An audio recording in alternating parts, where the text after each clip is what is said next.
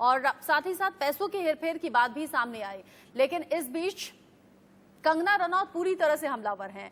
ताली थाली और गाली के बीच अब कंगना ने क्षत्राणी अवतार लिया है, अवतार जिसमें कि जिद है, गुस्सा है, गलत के खिलाफ आक्रोश भी है। शब्दों का ज्वाला ऐसा कि आज ट्वीट कर कह दिया कि क्षत्राणी हूं, सर कटा लूंगी लेकिन झुकाऊंगी नहीं।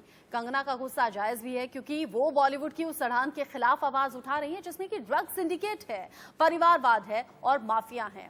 कंगना की बुलंद आवाज और सुशांत सिंह राजपूत के कत्ल की इन्वेस्टिगेशन के बीच हमारे साथ देश की बहुत बड़ी शख्सियत जुड़ गई है। नाम है मनोज शुक्ला। वो मनोज शुक्ला जिसकी कलम की ताकत ने उन्हें मनोज मुंतशिर बनाया। अब तो आप पहचान ही गए होंगे, उत्तर प्रदेश के छोटे से जिले गौरीगंज अमेठी से आने वाले और मुंबई फिल्म इंडस्ट्री को तेरी गलियां, तेरे संग यारा, फिर भी तुझको चाहूंगा जैसे तमाम खूबसूरत गाने देने वाले मनोज मुंतशिर हमारे साथ हैं। बहुत बहुत स्वागत है आपका मनोज जी।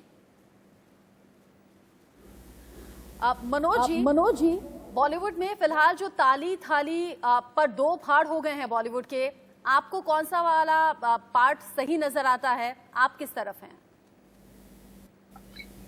मैं अपनी तरफ हूं और मैं सच की तरफ हूं। और सच यही है कि ना तो पूरा बॉलीवुड गटर है और न ही बॉलीवुड इतना सैक्रोसेंट है, इतना पवित्र है कि इस पर सवाल नहीं उठाया जा सकता। दोनों ही बातें सही हैं। बॉलीवुड एक बहुत बढ़िया इंडस्ट्री है, बॉलीवुड की बड़ी इज्जत है, बड़ा सम्मान है। लेकिन अगर एक ऐसा माहौल बन रहा है जब बॉलीवुड के चरित्र पे उंगलियां उठ रही हैं और ये बताया जा रहा है कि कुछ लोग हैं जो कि शायद इस पवित्र जगह को अपवित्र कर रहे हैं, तो मुझे कोई ऐतराज नहीं है, मुझे इसमें कोई प्रॉब्लम, कोई समस्या नजर नहीं आती है कि वो लोग आइडेंटिफाई किए जाएं, उनको खींच कर निकाला जाए और उनको उनके दंड तक पहुंचाया जाए। इसमें क्या गलत है? और बहुत तकलीफ होती है जब मैं देखता हूं कि बॉलीवुड से ही ऐसी आवाजें उठ रही हैं जहां रोका जा रहा है कि भाई हमें हाथ मत लगाओ, हमारी तरफ मत आओ। कौन आपको हाथ लगा के गलत को गलत या गलत को सही साबित करने की कोशिश कर रहा है? अगर आप तक आ भी रही है एजेंसियां, अगर आपसे कोई पूछताछ हो भी रही है, तो इस देश का एक सिस्टम है, यहाँ एक संविधान है, यहाँ इंडियन पेनल कोड है, आप उस पर विश्वास रखें। आप अगर बेदाग हैं तो आप बेदाग ही निकलेंगे, आपके ऊपर कोई झूठा इल्जाम नहीं लगेगा। लेकिन आप जांच एजेंसियों को अपना काम तो करने दें, आप उसमें क्यों रुकावट डाल रहे हैं? उसके खिलाफ क्यों आवाज उठा रहे हैं आप? मतलब ये मुझे समझ में आ गया कि आप कंगना की साइड बोल रहे हैं और कंगना जिस तरीके के आरोप बॉलीवुड को लेकर लगा रही हैं, हमने पिछले दिनों बहुत सुना है ड्रग कनेक्शन को लेकर। आप इतने वक्त से बॉलीवुड में हैं, आप बॉलीवुड से जुड़े हुए हैं, बॉलीवुड की सच्चाई आप भी इत्तेफाकों से रखते होंगे। क्या वाकई बॉलीवुड का काला सच यही है जो पिछले इतने दिन से हम देख रहे हैं, सुन रहे हैं? प्रॉब्लम यही है कि हम इसको बॉलीवुड का काला सच जब कहते हैं ना, तो ये लगता है कि पूरा बॉलीवुड ऐसा ही है। बॉलीवुड में बिल्कुल मैं मानता हूं, बॉलीवुड के इतिहास में, बॉलीवुड के वर्तमान में ऐसे कुछ पन्ने होंगे, इससे मैं इनकार नहीं करता। लेकिन इसका मतलब ये नहीं है कि पूरा का पूरा बॉलीवुड ऐसा है। मैं तमाम बड़े स्टार्स को जानता हूं, तमाम बड़े सुपरस्टार्स के साथ उठना बैठना मेरा है, मिलना मिलाना है, और मैं ये बात कम से कम हैंड ऑन हार्ट कह सकता हूं कि उनमें से कोई भी ड्रग्स की आदत में लिप्त मुझे कभी नहीं मिला, वरना मेरा उनका साथ ही नहीं होता, मेरी उनकी कभी दोस्ती नहीं होती। तो ऐसा नहीं है। लेकिन हाँ, ये कहना भी गलत है कि यहाँ सब दूध के धुले हुए हैं, ये बात भी गलत है। तो बॉलीवुड को एज ए नेक्सस जो प्रेजेंट किया जा रहा है कि भाई आप हमारी तरफ ना आए, मैं यही कह रहा हूं कि इंडिविजुअली देखें, एक एक शख्स के तौर पे देखें। आप मुझे देखें, मैं मनोज मुंतशिर हूं, आप कंगना को कंगना रनौत के तौर पे देखें। हम दोनों में से जो गलत है या दोनों सही हैं, एक एक व्यक्तिगत तौर पे जाके हमें अच्छा या बुरा कहें। बॉलीवुड को एज ए होल अच्छा या बुरा कहने की कोई जरूरत नहीं है। बॉलीवुड अच्छा भी है, बॉलीवुड बुरा भी है। कंगना जो कह रही है परिवारवाद है, मूवी माफिया है, नेपोटिज्म का खेल चलता है, ऐसा है क्या? देखिए, पावर सेंटर्स तो होते ही हैं। अब ये तो बहुत बड़ा झूठ होगा अगर मैं ये बोलूं कि नहीं नहीं ऐसा कुछ नहीं है। हालांकि मैं इस इंडस्ट्री का हिस्सा हूं, 21 साल हो गए, और अमेठी और गौरीगंज के एक मामूली से लड़के को आज इस इंडस्ट्री ने वो मकाम दिया है कि मैं आप लोगों से बात कर पा रहा हूं। तो मैं बहुत एहसानमंद हूं, बहुत शुक्रगुजार हूं मैं बॉलीवुड का। लेकिन उसके साथ ही इस सच से इनकार भी नहीं कर सकता मैं कि हाँ, पावर सेंटर्स तो हैं, थोड़ा सा मैनिपुलेट है, थोड़ा सा ये तो बिल्कुल है कि भाई हमारे तरीके से चलोगे, हमें काका कहोगे तभी रहोगे, ये है, तो इससे इनकार नहीं किया जा सकता। इस तरह के माहौल में जब आप आए, आपको भी बहुत ज्यादा स्ट्रगल करना पड़ा होगा, और अगर आप इस बात से इत्तेफाक रख रहे हैं, आप कह रहे हैं कि हाँ ऐसा है, तो बहुत मुश्किल दौर से तो आप भी गुजरे होंगे। मैं मुश्किल दौर से गुजरने की शिकायत इसलिए नहीं कर सकता क्योंकि यही रूल है, यही कानून है, यही कायदा है, मैंने यही देखा है। मैं पिछले काफी दिनों से एक आवाज उठा रहा हूं और ये बहुत अच्छा वक्त है कि मैं इंडिया न्यूज पे हूं और मैं दोबारा अपनी आवाज दोहरा दूं कि इन सब चीजों को थोड़ा सा संभालने का एक तरीका ये भी है, कंस्ट्रक्टिव तरीका है। उसका एक सकारात्मक कंस्ट्रक्टिव तरीका ये है कि हमारी इंडस्ट्री को हमारे प्रदेश में ले जाया जाए। आप ये उठा के देख लें तो तमिल फिल्में कहाँ बनती हैं? तमिलनाडु में बनती हैं। सिंपल है ये। फिल्म इंडस्ट्री का सीधा रिश्ता भाषा से होता है। तमिल फिल्में तमिलनाडु, तेलुगु फिल्में तेलंगाना, हमेशा है। कर्नाटक फिल्में जो कन्नड़ इलाका है, कन्नड़ फिल्में वहां बनती हैं। तो ऐसा क्यों है कि हिंदी फिल्में किसी भी हिंदी भाषित जो प्रदेश हैं, वो चाहे यूपी हो, एमपी हो, छत्तीसगढ़ हो, राजस्थान हो, बिहार हो, वहां कोई इंडस्ट्री नहीं है, वहां फिल्में बनती ही नहीं। तो मुझे इस बात पे एतराज है। मैं चाहता हूं कि आप हमारी भाषा को उसकी इंडस्ट्री दें और हमारी इंडस्ट्री को उसकी जमीन दें। अगर हमारी इंडस्ट्री कल आगरा में होती है, हमारी इंडस्ट्री कल आप समझ लें लखनऊ में होती है, हमारी इंडस्ट्री कल जबलपुर में होती है, मैं बड़ा खुश होने वाला हूं कि हाँ भाई, अब मेरी भाषा को सही जगह पे उसकी जमीन मिली है। ये भी करना जरूरी है। ये इनऑर्गेनिक तरीके से हुआ है। महाराष्ट्र में इंडस्ट्री का होना बुरी बात नहीं है। हिंदी फिल्म इंडस्ट्री का मैं सपोर्ट करता हूं, जय महाराष्ट्र कहता हूं, लेकिन साथ ही ये जरूर हुआ है कि महाराष्ट्र में हिंदी सिनेमा आने के बाद ऐसा लगा जैसे जरूरत ही नहीं रह गई है हमारी असली जमीनों की तरफ इस सिनेमा को वापस लेके जाने की। ये तो बात गलत है। आप ले जाएं। क्यों एक मानदंड बना दिया गया है? क्यों एक चीज ये मान ली गई है कि अगर आपको हिंदी फिल्मों में नाम कमाना है तो आपके लिए ये जरूरी है कि आप पहले अपने घर पे माँ बाप से झगड़ा करें, उसके बाद आप अपना बोरिया बिस्तर बांध के रेलवे स्टेशन पे आए, वहां से आप चालू डब्बे में चढ़ के मुंबई आए, यहाँ 2 साल, 5 साल, 10 साल फुटपाथों पर ठोकरें खाएं, दूसरों की गालियां खाएं, फिर आप कहीं जाके कामयाब हो। ये जरूरी नहीं है। ये सारी प्रॉब्लम कट डाउन हो सकती है अगर हिंदी फिल्म इंडस्ट्री को हिंदी जो लैंड है वहां पहुंचा दिया जाए। हाँ, बहुत सही बात आपने कही। और शायद फिर जो कंगना जिस तरीके के आरोप लगा रही हैं, शायद वो सब बुराइयां, खामियां बॉलीवुड इंडस्ट्री से दूर भी हो जाएं। मनोज जी, हम पिछले काफी दिन से जो ड्रग कनेक्शन बॉलीवुड से जुड़ा हुआ सामने आ रहा है, उसको लेकर बहुत ज्यादा फिक्रमंद भी हैं, हैरान भी हैं। कई ऐसे नामों का खुलासा जो अभी तक सूत्रों के हवाले से है, पुख्ता कुछ नहीं है, जो नाम सामने आ रहे हैं कि बड़ी बड़ी हस्तियां ड्रग्स लेती हैं। 20 से 25 नामों का जिक्र रिया चक्रवर्ती ने किया है, जिसमें कई ए लिस्टेड हैं। क्या वाकई बॉलीवुड ड्रग्स से घिरा हुआ है?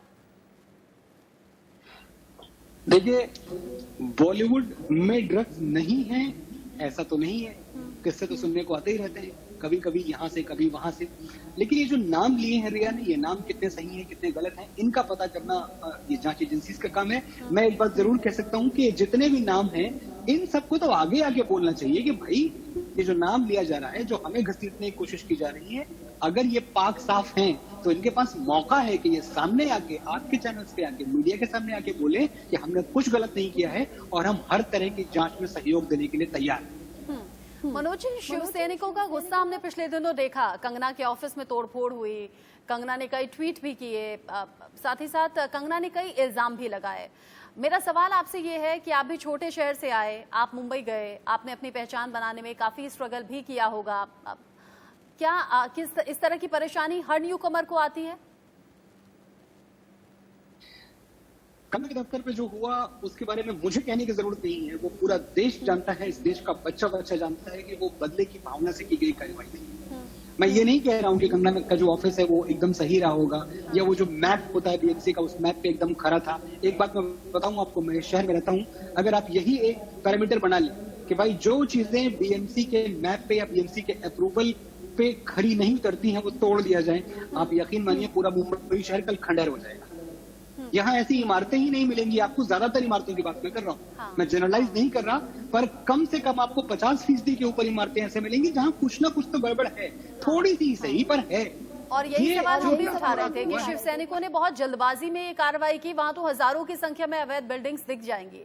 कंगना ने कहा मुंबई पीओके जैसा है, आपको भी ऐसा लगता है क्या? कंगना ने डर के बोला था। कंगना की स्टेटमेंट को जब मैं समझने की कोशिश करता हूँ, उन्होंने मुंबई पीओके जैसा नहीं बोला था। उनका मतलब ये रहा होगा कि इस वक्त मुझे जाने में डर लग रहा है, वहां वैसा ही डर लगे जैसा कि मुझे कभी अगर पाकिस्तान ऑक्यूपाइड कश्मीर जाना पड़े तो मुझे डर लगे। यहाँ सवाल डर का है। यहाँ पीओके पे ज्यादा फोकस करने की जरूरत नहीं है। यहाँ जरूरत है इस बात पर फोकस करने की कि क्यों मुंबई का माहौल ऐसा बना दिया गया कि एक बाहर से आने वाली लड़की जो कि मुंबई की भी हो चुकी है, जिसने तकरीबन इतने साल गुजार लिए, 15-20 साल से ऊपर हो चुके हैं कंगना को यहाँ, तो जिसने मुंबई में अपने लिए जगह बनाई, अपनी मेहनत से मुंबई को और महाराष्ट्र की सरकार को टैक्स दिया, आज वो लड़की मुंबई में आने से घबरा क्यों रही है? उसका अपराध क्या है? उसका अपराध ये है कि उसने कुछ मुद्दों पे बोलना शुरू किया। तो अगर आप मेरी आवाज को रोकने की कोशिश कर रहे हैं, मेरी आवाज के खिलाफ मुझे ये कहा जा रहा है कि आप मुंबई में आप आ नहीं सकते, तो माफ कीजिएगा, मुंबई किसी एक की तो है नहीं। रात इंदौरी बहुत पहले कह के हिंदुस्तान के बारे में चले गए थे कि सभी का खून है शामिल यहाँ की मिट्टी में, किसी के बाप का हिंदुस्तान थोड़ी है। तो वैसे मुंबई भी किसी एक की नहीं है, किसी परिवार की नहीं है, मुंबई हम सब की है। और अभी तक मुंबई में पासपोर्ट और वीजा नहीं शुरू हुआ है कि हमें वीजा लेके मुंबई आना पड़ेगा, ये अब तक नहीं शुरू हुआ है। जिस दिन हमारी भारतीय सरकार ने समझा कि ऐसा भी करना जरूरी है, उस दिन हम मान जाएंगे कि हमें मुंबई आने के पहले इजाजत लेनी है।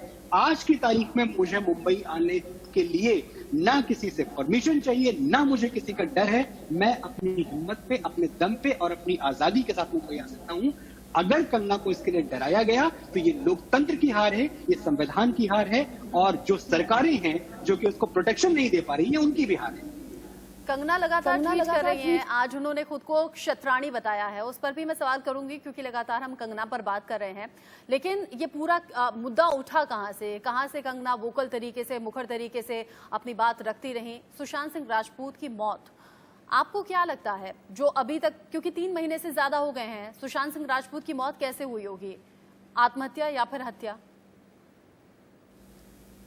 अब इस बारे में तो कुछ भी बोलना मेरा ठीक नहीं होगा। मैं सुशांत को जाती तौर पे जानता था। सुशांत की जो सबसे बड़ी फिल्म थी, उसके गाने मैंने लिखे थे, MS Dhoni the untold story. मुझे सुशांत में कभी वो आत्महत्या वाले जो कीटाणु होते हैं वो मुझे तो नजर नहीं आए। बहुत ही ब्राइट इंसान था, इतना ब्राइट इंसान कि आप रॉकेट साइंस से लेके और टैगोर तक के पे आप जिस पे चाहें इनसे बात कर लें, इतने अच्छे दिमाग का लड़का। तो मुझे तो ये समझ में नहीं आता कि वो आत्महत्या कर सकता है। और अगर है भी, अगर ये सीधे आत्महत्या का केस मान लिया जाए, थोड़ी देर के लिए हमने मान लिया, तो फिर क्या आत्महत्या प्रूव करने में इतनी मुश्किल हो रही है? इतने महीने गुजर गए, कुछ तो दाल में काला है ना, कुछ तो बात है ना जहां आके बात रुक जाती है। वरना सीधा सा सिंपल सा केस है कि सुसाइड है, और सुसाइड मान लेना, सुसाइड प्रूव कर देना कोई बड़ी बात नहीं है। अब सुसाइड नहीं प्रूव हो रहा है।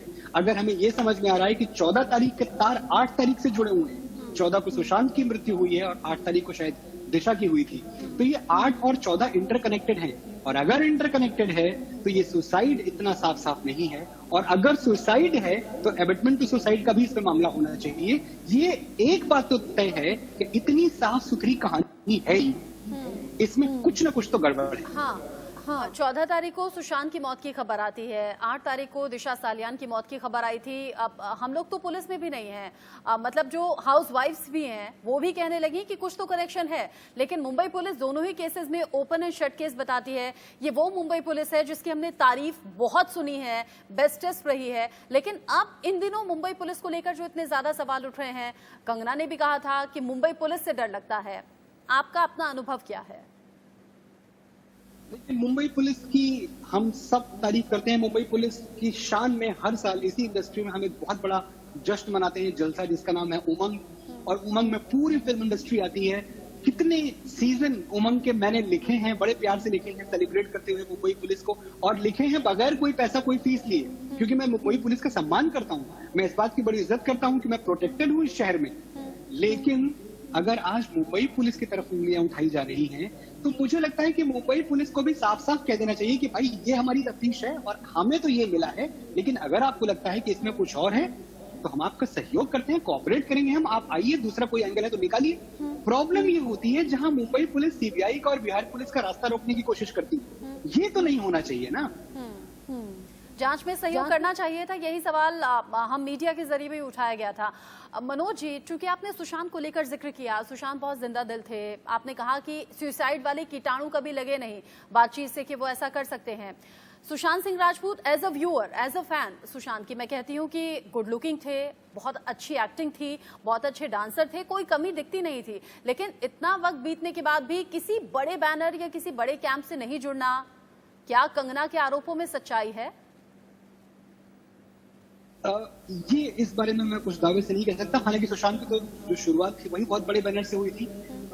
यशराज फिल्म से उन्होंने अपना करियर शुरू किया था, बाद में बालाजी की फिल्में की।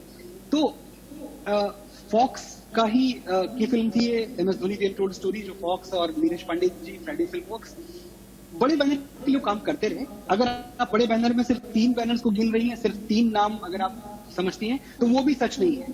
ये भी झूठ है, ये अफवाह है कि ये 3 लोग भी बड़े हैं। बहुत सारे लोग हैं यहाँ। मैं समझता हूँ आज के तारीख में 10 से 12 बड़े प्रोड्यूसर हैं जो अच्छी फिल्में बना रहे हैं, बड़ी फिल्में बना रहे हैं। सुशांत ने उनमें से बहुतों के साथ काम किया अपनी काबिलियत के दम पे। सुशांत की मौत के बाद आपने एक ट्वीट भी किया था जिसमें कहा था छोटे शहर वाले बिल्कुल घबराएं नहीं कि यहाँ परिवारवाद होता है या नेपोटिज्म होता है, आप आइए, अपना बैग उठाइए, मुंबई आइए, स्ट्रगल कीजिए। आपने प्रोत्साहित एक तरीके से जो तमाम छोटे शहर के टैलेंट्स हैं उन्हें किया था। बिल्कुल किया था मैंने। देखिए, मुंबई आइए, स्ट्रगल कीजिए, क्योंकि अभी तो एक ही इंडस्ट्री है। अभी तो कोई इंडस्ट्री बन नहीं गई है उत्तर प्रदेश में या बिहार में या झारखंड में, कोई इंडस्ट्री नहीं है। हाँ। तो आपको आना तो यहीं पड़ेगा, लेकिन डरिए मत। यहाँ आइए, यहाँ आने के बाद हिम्मत से, मेहनत से लड़िए। अगर इस देश में कुछ बुरा है, अगर इस इंडस्ट्री में कुछ बुरा है, तो अपनी बिल में छुप के तो हम उसको नहीं बदल सके। हम इस सिस्टम में शामिल होना पड़ेगा। आपकी बात से सहमत हूँ। बहुत बहुत शुक्रिया मनोज जी हमारे साथ जुड़ने के लिए। उम्मीद करेंगे इसी तरीके से बेबाकी से अपनी राय रखते रहिएगा, हौसला लोगों का बढ़ाते रहिएगा और इसी तरीके से अच्छे गाने देते रहिएगा। बहुत बहुत शुक्रिया हमारे साथ जुड़ने के लिए। इसी के साथ रुकने छोटे से ब्रेक के लिए।